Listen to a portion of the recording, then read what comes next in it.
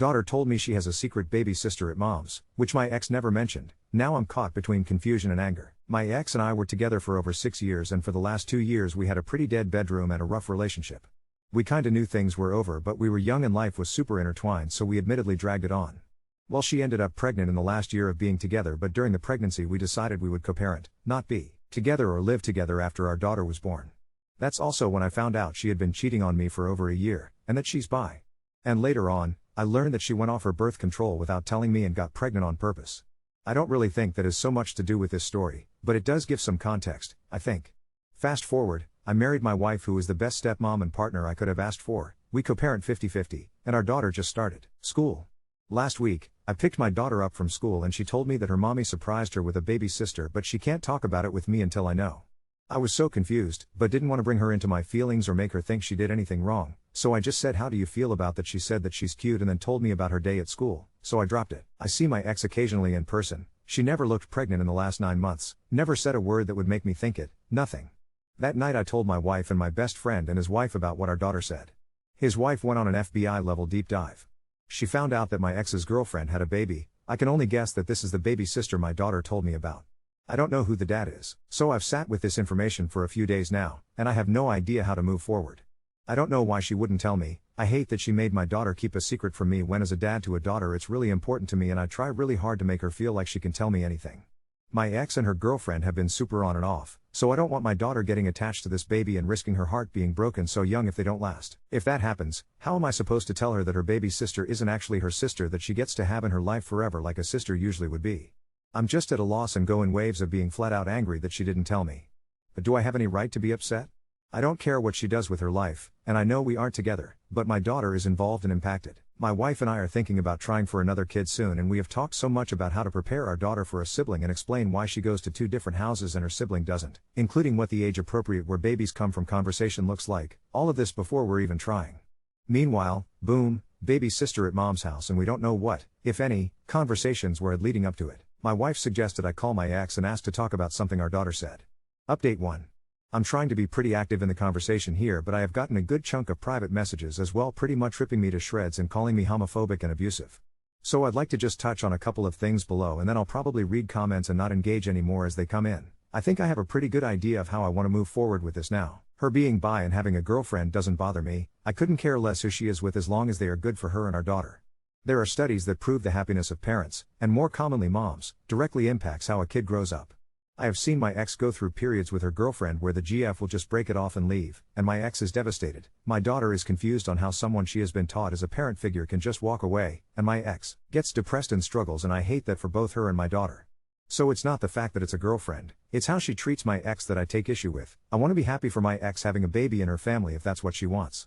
But I don't know if she was happy about it. I don't know if they planned it. I don't know how she plans to frame it to my daughter. There's a lot of unknowns from my side. I just wish I could have gotten even a text from her saying, "Hey, GF name is pregnant and we're really excited. Daughter's name is going to have a sister here." If that were the case, I would get her a baby shower type gift and say congrats. I still have our old crib if you need/want it. My 2 biggest concerns in this are that she asked my daughter to keep a secret from me, and that I don't know when or if my ex was planning on telling me. If my daughter's behavior changed and I didn't know it was from a new baby at her mom's house, I might react differently and not in the way that helps her the most, which isn't fair to her. And I don't think an adult should ever ask a kid to keep a secret. End of story. At the end of the day, I have no desire to control my ex. I just want to always put my daughter first. We even agreed in our custody agreement that new partners need to wait a certain amount of time to be introduced to our daughter, and the other parent needs to be aware before it happens. She didn't do this with her girlfriend. I didn't make a huge deal of it. When I introduced my now wife, we had been together for longer than the agreed time, and I told my ex a week before I planned on introducing them, and sent over her FB profile, with her permission, just so she had some idea who would be in our daughter's life. I felt like it was the right thing to do because we're tied together forever now. I would have thought a sibling would have been something to notify if we agreed a new partner is worth a heads up. As far as I know, she had 9 months to give me a quick text. I plan on texting my ex in our co-parenting app and saying something along the lines of daughter's name told me she has a baby sister at your house, but also that she said she couldn't talk about it with us. Update 2. I had an overwhelming amount of people tell me that my ex's girlfriend having a baby in them. Introducing her as a baby sister to my daughter was none of my business. I disagreed when reading the first few comments but could see the other side. But now that things have developed, I have an update, and I'm not sorry, but you can't change my mind that it was 100% my business. Like I said, I'm not good at being brief and a lot happened, So there will be a TLDR at the end of this if you'd prefer that. I got a call from the school telling me that there were a few behaviors from my daughter that they'd like to understand so nothing gets worse. I'm the one that pays for the school, so I'm usually marked as a primary contact. I told them I'd talk to my ex and both come by towards the end of the day. So we go in and sit down with her teacher and a school counselor. Teacher tells us that she has some concerns about behavior from our daughter, that seem like they're not just getting used to school behaviors. They wanted to check in and see if she needed any extra support or accommodations. Basic overview of the behaviors: she was totally fine with the bathroom the first week and now she's having sometimes multiple accidents a day. She's been potty trained since 2. She can't sit for a really age-appropriate work time. She's being really mean to friends on the playground that she's known and played with since daycare. She's thrown disruptive fits because her teacher won't carry her. We know it's early in school and they said this has only been for a couple of days, but the big red flag is that she was in a Montessori-style daycare that she thrived in, and the school we put her in is also Montessori-style, so it's really focused on independence and learning at your own pace. We did open house days and home visits and the behaviors she's showing are drastically different from what they have seen of her up to now. None of this was said with any judgment, which I appreciated, but they just asked if we had noticed these issues at home or if we were aware of them and wanted to come up with some home and school plans to help understand and correct. And of course, figure out the why if it's not just school and being a kid. I told them honestly that I haven't seen those behaviors at home, but for the last few days she's been at her mom's, so I default to her answer. She looked panicked when it was her turn to talk. She said her behavior is fine, so it's probably just new school and she'll talk to her about it. Now say what you want about me being controlling or whatever, but I was with her for long enough to know her tells when she's uncomfortable or trying to just move on from a topic. And I don't want to move on from this as her dad. I want to know what's going on and how I can help. The teacher and counselor didn't give up that easy either. They asked, very kindly, if there were any recent changes outside of school that have happened.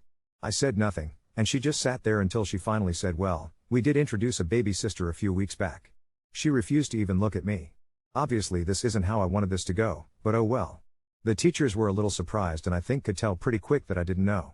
They said these behaviors are pretty common for adjusting less than great to a new sibling. And then the questions really got started and I got all the answers I had been craving. All during this I barely said a word. I'll rapid fire them below. Was baby sister planned? No. Did daughter get to interact with mom's belly at all and learn that there's a baby growing in there? No. She wasn't told the entire pregnancy. Did she get to help with any prep, pick out toys or clothes, set up nursery space? No. What's the custody situation for sister? Is it the same as daughter's? There is no set schedule yet. The baby is biologically the girlfriend's and her boyfriend's, didn't know that was a thing, and they don't have a custody plan yet. Was there any discussion between houses on how to handle potential regression? No.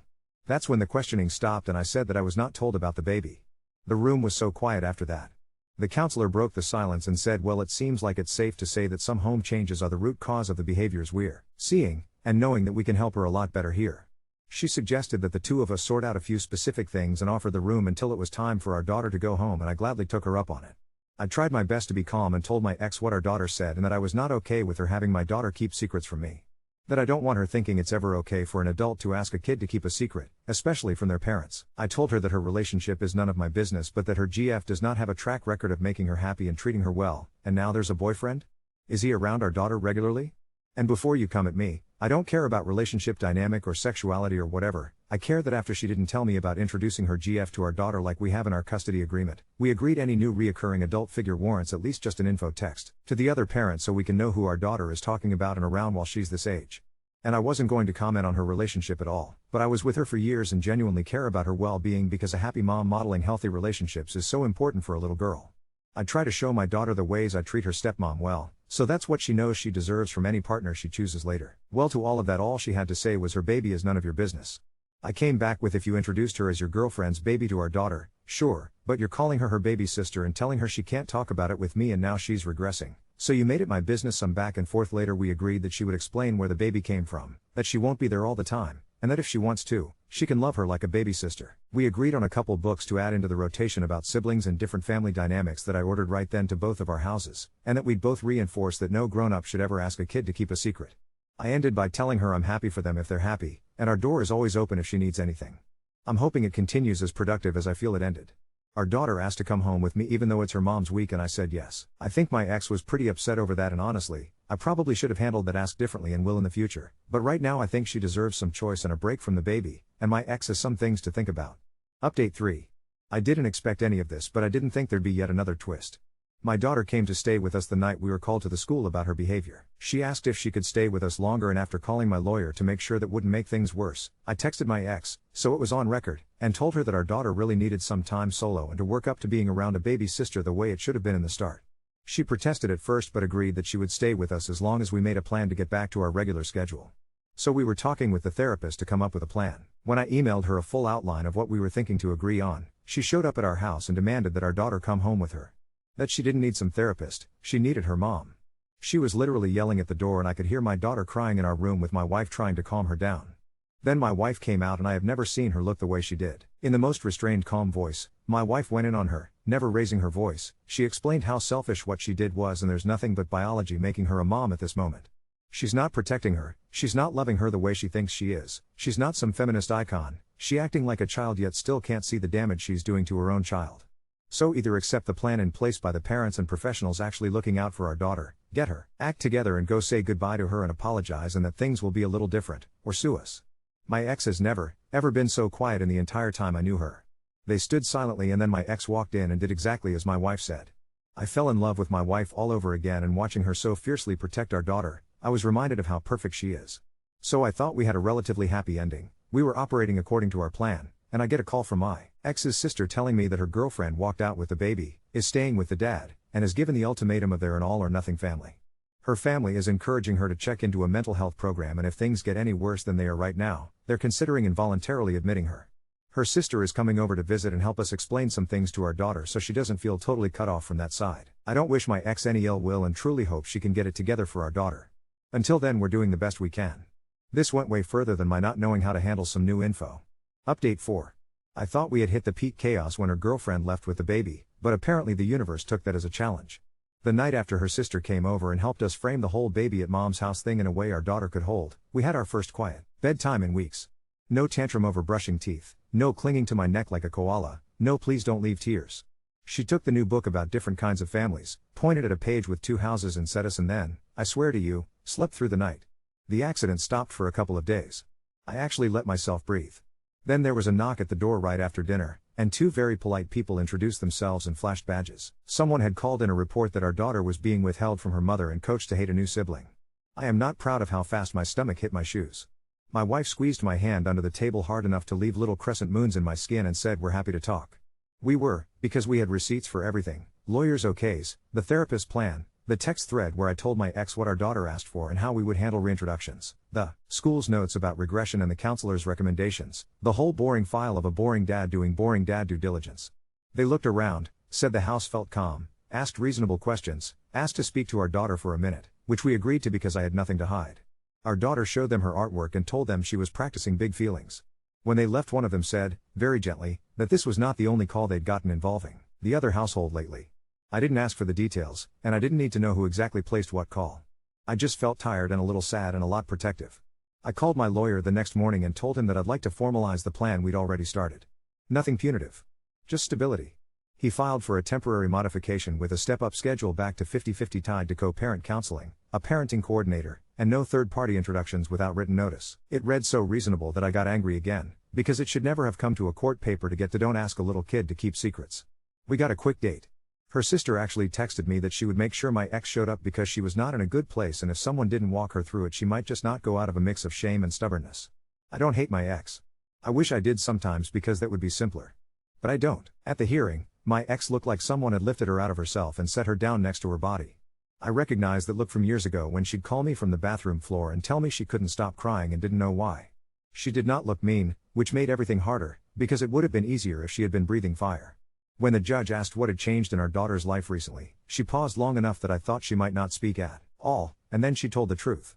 She said she was embarrassed, that she thought I'd judge her because of the way her relationship kept blowing up and putting our kid on a roller coaster, that she didn't tell me because she didn't know how to say she was letting our daughter bond with a baby that could disappear at any second.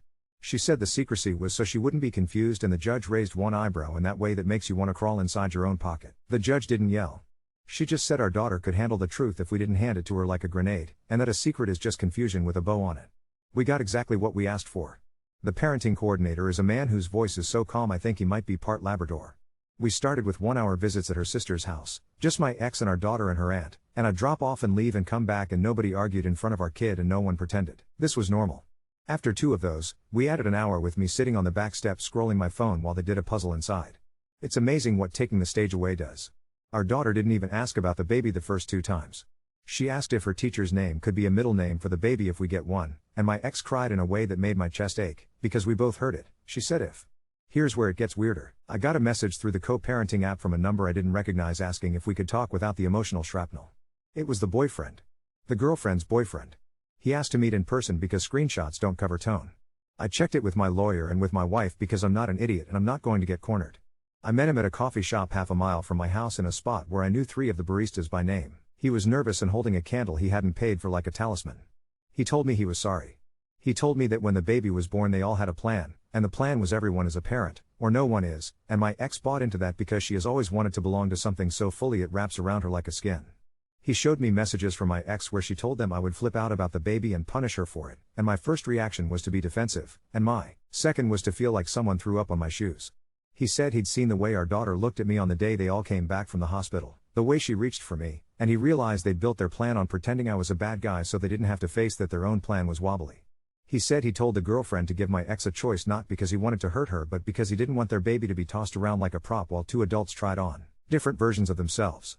He said he made the call to CPS in a panic because someone told him that's what you do when you think a kid is being kept, and then he looked ashamed like a dog that had eaten a couch cushion and only now realized couch cushions are not food. He said he already told them it wasn't like that. I told him we'd handled it. I told him I didn't want any more secrets. Not from any of them. He nodded, promised there would not be a revolving door of new families, and said I think our kids have a chance if we stop making this about us. He wasn't wrong. My ex checked herself into a program 2 days later. Voluntary. She texted me before she went in and said she'd approved her sister for pickups and calls and she'd talk to our daughter before group every night if the timing worked out, and if not I should tell our daughter that mommy's head was getting a little tune-up the way a car does when it's making that noise. Our daughter took it better than either of us. She asked if they would fix it with a screwdriver or with a hug. We said both. For those 2 weeks, our house was weirdly still. No buzzing phone at midnight, no stomach flip at the doorbell, just school and dinners and little kid jokes that don't have punchlines. Her accident stopped entirely. She started asking to carry her own backpack again. She wore her I can do hard things shirt until I had to hide it to wash it. On the parenting coordinator's advice, we planned a very controlled meet baby on purpose day, not sprung on anyone, not sold as a sister visit, just we are going to say hi to the baby who is at mom's house sometimes. We did it at the aunt's again, in the backyard with chalk and bubbles, for 30 minutes, with the aunt holding baby the entire time, and we told our daughter we could leave whenever she had that too full feeling. She lasted 19 minutes and spent 17 of them drawing the baby as a circle with 4 sticks coming out of it and labeling it baby. When it was time to go she kissed her finger and tapped the baby's sock and said bye baby. No collapse. No ownership. Just bye. And then, because apparently my life wants to cram every possible milestone into one school year, my wife came out of the bathroom holding a test and crying. Happy crying, but I genuinely thought for 1 second that something was on fire. We sat on the floor and laughed and cried and I had that dumb blurry thought that probably every person has when they want something and then get it, like, oh no, now I actually have it, now I have to not screw it up. We didn't tell anyone for a few days. Then we told our daughter exactly the way we practiced months ago, with a book we bought and a little sibling doll and a calendar where she can move a sticker each week, and she took my wife's hand and said, is this one forever? And my wife said as forever as it gets and my daughter said okay in that way that makes you feel like you've been knighted and burdened at the same time. I debated when to tell my ex because I knew it would land hard, and I didn't want to sabotage her progress. I asked the parenting coordinator and he said information is neutral, the timing is the medicine, so we waited until she was home, until she had a couple of good days under her belt, until she had seen our daughter twice for short visits that ended smoothly. I sent it through the app, with no flourish, just, we're expecting, here's our rough timeline, here are the books we've been using and routines we're implementing, and if you want copies I'll have them sent to your house. She wrote back congratulations and thank you for telling me and then nothing else, and honestly that was an A+ response considering everything. Her sister texted me later and said my ex had cried in the shower for a long time and then asked if she could come over to help set up a little corner for our daughter with a new reading chair and a beanbag so she had a spot that felt just hers, and if that wasn't growth I don't know what is. We are not magically better. The girlfriend tried to drop by one of the aunt house visits once and the aunt turned her away from the porch like a bouncer, and I will send that woman a fruit basket every month for the rest of my life. The boyfriend sent me a message that they've started drafting a parenting plan and that their baby is doing great and hitting all his faces and leg-kicking milestones, which was either a typo or the cutest way I've ever heard someone talk about a baby. The school says our daughter is back to humming while she works and leading restaurant at the snack table, which is an honor only bestowed upon the favorite loud kid. The teacher emailed me a photo of our daughter carrying 2 tiny pitchers of water with the gravity of a neurosurgeon. The counselor has a little hand signal with her now for when her chest gets tight, and we have it at home too, and sometimes she does it and then doesn't even need the break because just knowing you can take one is sometimes enough. Here's the part I wasn't prepared for, and maybe this is the whole point buried under all the noise. At pickup yesterday, my ex knelt down in the grass and told our daughter, without looking at me, "I'm sorry I asked you to keep a secret. I thought I was protecting you, but I made your feelings heavy. You can tell your dad everything forever." Our daughter nodded like this was all very obvious, grabbed both our hands, and made us swing her to the car like a sack of potatoes. My ex stood up and said, "I have my first co-parent counseling session Thursday, can you send me the name of the book, With the Frog?" And I said sure because it felt like we had been fighting for a year just to get to the part where we could say sure. I don't know how the next part goes. I know courts can't make somebody better. I know paper doesn't mean peace. I know a baby who lives at someone else's house can be both loved and not yours, and that you can explain that to a 5-year-old if you say it with your whole chest and leave your shame at the door. I know my wife will be a mother in a way that is all the soft and all the steel, and that watching her already is like watching someone build a bridge you get to walk across in real time. I know my daughter is going to be a big sister twice in 2 different ways, and that both of those things can be true and hers and also not her job to manage. I know I'm going to keep being boring and careful and the guy with the receipts. It's not the ending I expected to write when I was sitting in my car outside Montessori googling regression toddler new sibling not yours, but it feels like the start of something that could be okay. And I'll take okay. I will take okay all day. Update 5. If you had told me the most dramatic thing to happen this week would be a frog puppet, I would have believed you less than I believed the CPS badges at my door. But here we are. The parenting coordinator, Tom, with the Labrador voice, had us start co-parent counseling at a place with soft lamps, a white noise machine that sounded like a seashell, and a basket of toys in the corner that looked exactly like the basket in every kid therapist's office in the world. He handed our daughter a green frog puppet and said, very solemnly, that sometimes frogs can say things grown-ups' mouths get sticky over. My daughter picked up the frog and made it say, "No secrets, ribbit," and then fed it a fake cookie. My ex laughed this small, surprised sound, the kind people make when something arrives right as they need it. Then she cried. She apologized to our daughter without darting her eyes over to me to see if she was doing it right, which is new, and told her she'd made her feelings heavy. My daughter put the frog on my ex's shoulder and said, "Okay," like she was accepting a returned library book. Tom nodded like we'd completed level 1 of some very boring video game. We are now living in the world of scripts. It sounds clinical when I say it that way, but it's honestly kind of a relief. Tom had us write down the exact words we used to describe the baby so we stop handing our daughter different maps and expecting her to find the same house. We landed on the most simple thing in the world and the thing we avoided for too long. The baby has a name, and we call him by it. At our house he is baby, name, who lives at mom's sometimes. If she says sister, we gently say, at mom's. We stop there. No TED Talks, no diagrams.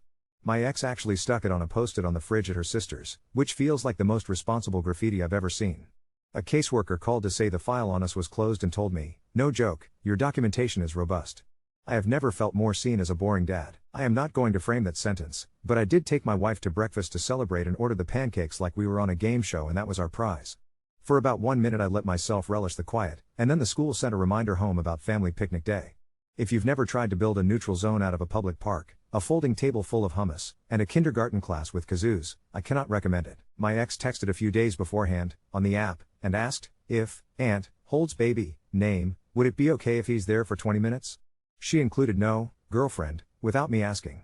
I sat with that for a long minute, because every part of me wanted to say no just to avoid the potential for my kid's face to do that crumple thing I hate, but we wrote the script for a reason and there is no script for living life and also keeping my daughter in a clean museum under glass. I said yes with conditions and then I overpacking dad-ed my way through every scenario my brain could conjure.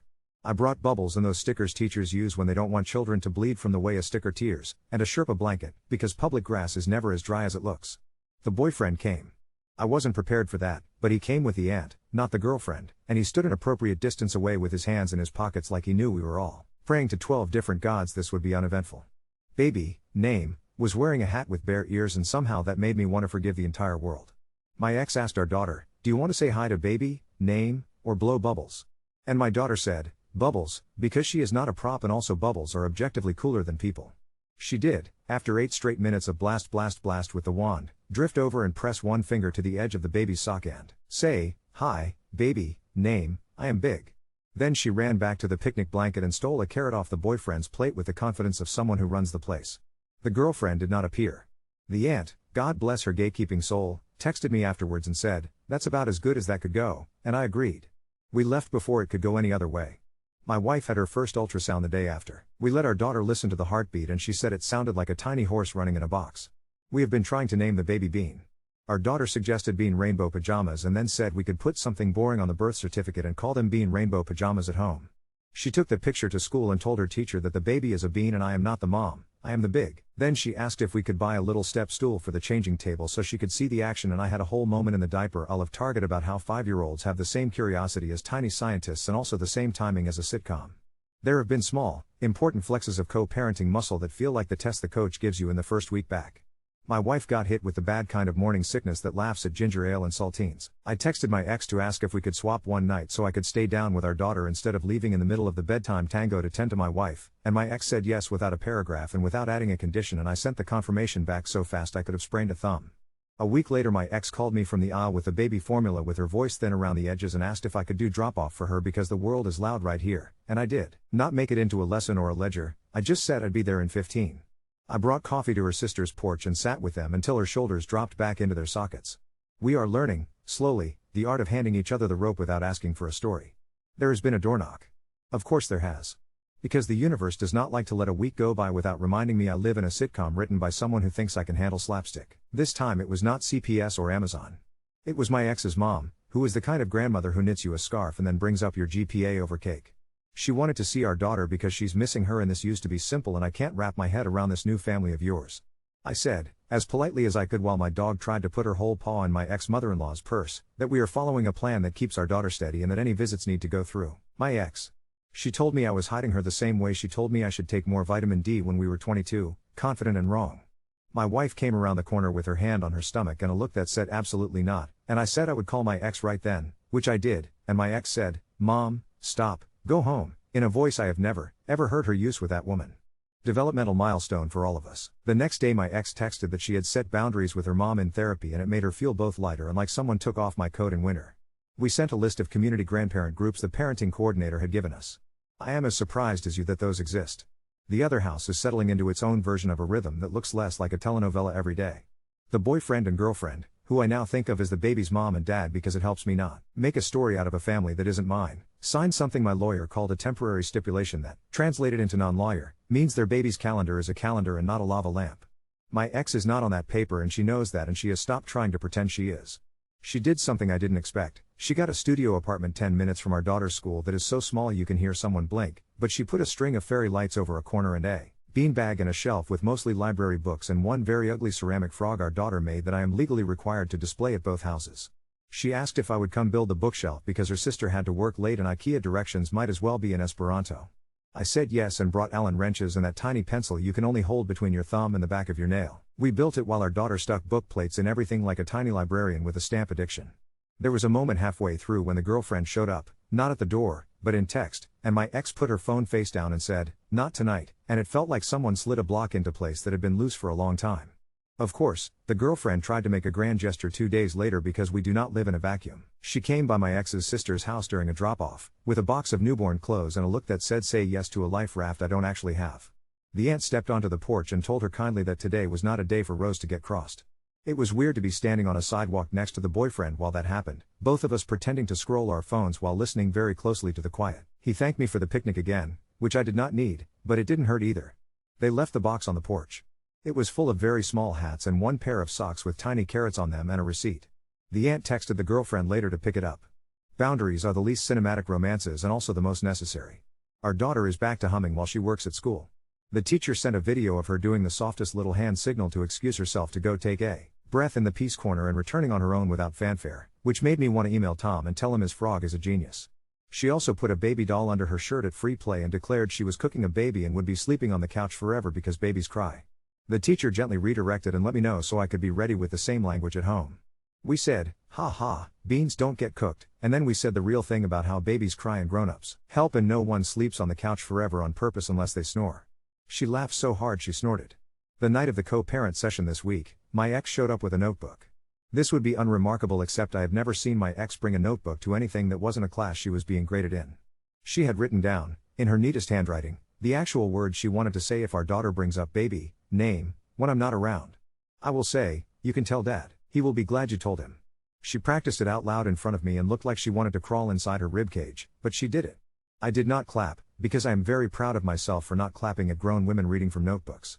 On the way out, she asked if I could send her the link for the frog book and the baby when you have two houses book, and then, this felt bigger than it sounds, she asked if she could come by our house to drop off the backpack our daughter left in her car, and if she should text when she's in the driveway so my wife can hand off without the dog trying to become a part of her genes. We live in a world where people ask before they show up now, and that feels like a small miracle. We did have one scare, because the universe is about balance. Our daughter shoved a tiny bead up her nose at her mom's house. It was purple. She told my ex this calmly and then immediately panicked when she couldn't sniff it back out and told the frog, not the woman with the driver's license and the degree and the opposable thumbs. My ex called me right away and then called urgent care and did not try to fish it out with a Q-tip, which is growth you can measure with a ruler. They got it with a little suction and our daughter declared herself done with beads for 400 years. She got a popsicle and a sticker and I got a text that said, "We are home." I read it twice before I realized how big that sentence was. The last thing, because this feels like the kind of story where the last thing isn't last but it is for today. At pickup yesterday, our daughter ran to me, handed me a folded piece of paper, and said, "You forgot your permission slip." It was a drawing. 3 stick figures holding hands and a bean with legs. She had labeled us, Dad, Mom, Bean. On the back she'd written baby, name, in wobble letters and drawn a little circle with a sock. "That's at Mom's," she said, pointing at the circle, "and this is home," pointing at the stick figures. Both, she added, like a thesis. My ex, who had been holding her breath for who knows how long, let it out. "Both," she said back to our daughter, and didn't look at me to see if she had permission to say it. I am still the guy with the receipts. I still print too many emails. I still think about the frog puppet at least twice a day, like I'm going to start bringing a frog to board meetings. My wife is nauseous and radiant and has decided Bean Rainbow Pajamas is in contention for a middle name, and I am trying to figure out how to baby-proof a house that already houses a 5-year-old acrobat with a glue stick. My ex is going to therapy, and to co-parent counseling, and occasionally to a place in her own head where she thinks she has to be perfect before she can be good, and then she comes back out and kneels in the grass and tells our daughter her feelings are welcome. The baby at Mom's house is a baby and not a metaphor because we've stopped using him like one. The boyfriend texts me about preschool waitlists like we are in some bizarre dad group chat I did not know I needed, and I answer him when I have capacity and ignore him when I don't, because I am learning that not everything urgent deserves my bones. It's still messy. It is also, for the first time in months, the kind of messy that comes with crayons and not alarms. If the only magic trick we pull off this year is turning secrets into sentences, I will call it a win. And when Bean shows up with their tiny horse in a box heart and our daughter climbs onto the couch we definitely are not sleeping on forever and puts a hand on that tiny back and says I am the big, I will take a picture in my head and file it in the same place I put robust documentation in both. I don't know what the next chapter looks like, I just know we started this one with a frog that says what grown-ups sometimes don't, and we are already talking more. That feels like the right direction.